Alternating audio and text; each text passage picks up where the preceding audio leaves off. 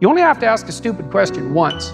You ask a stupid question, and if you're in a crowd and you ask a stupid question, 80% of the people in the crowd have the same question. They're just too cowardly to ask. But you ask and then someone actually tells you, you never have to ask that question again. You're no longer stupid. What stupid thing am I doing that I could quit doing? That I would quit doing? Because those aren't the same thing, right? Because you know there's stupid things that you're doing that you're just not going to quit doing because you like them. But there might be something on the edge there where you could stop that. If you want to know something about yourself, sit on your bed one night and say to yourself, you got to mean this, like you got to be desperate. This is no game, this.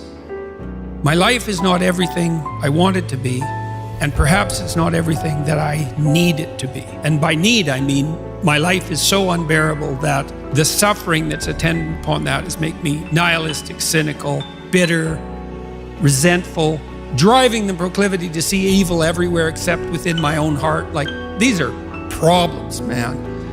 And you ask yourself, you sit on the bed and say, okay, man, I'm ready to learn something. What's one thing I'm doing wrong that I know I'm doing wrong that I could fix, that I would fix? It's like, you meditate on that, you'll get an answer. And it won't be one you want, but it'll be the necessary one. You know, and it's often something that will point you to small things. Like, that works. You start making those micro improvements, like real micro improvements, real on the ground, actual micro improvements to things you know that are wrong, you'll improve unbelievably rapidly. The great people I know are brutally truthful to themselves and other people, and they have insanely adventurous lives. Get rid of everything you say that you only say to impress other people, and just see if you can say what you believe to be true. That's an adventure. That's the thing about the truth, you know? Well, you got to ask yourself, if you're not speaking the truth, who is it that's talking? If you're saying something that you do not believe to be true, it's not you talking. It's something else. It might be the part of you that wants to manipulate the other person into delivering what you think you want from them. Well, what is that spirit of manipulation that you've allowed to possess you? It's not you. Let's say you decide to live your whole life in that instrumental manner. You're going to craft your words like the student who says, well, I'm going to write what the professor wants to hear so I get the grade. It's like, well, you just turn yourself into that. Well, who is it that's doing that manipulating? It's not you, because those aren't your words.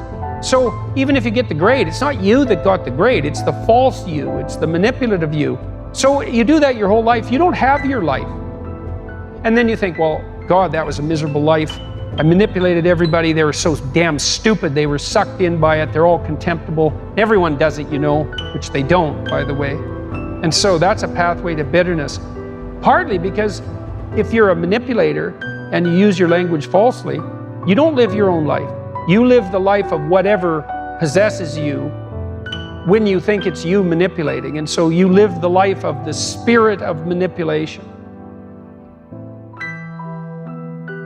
There's a book. It's a book called About Face. It's about a guy that was in the Korean War and then he was in the Vietnam War, and his name is Colonel David Hackworth.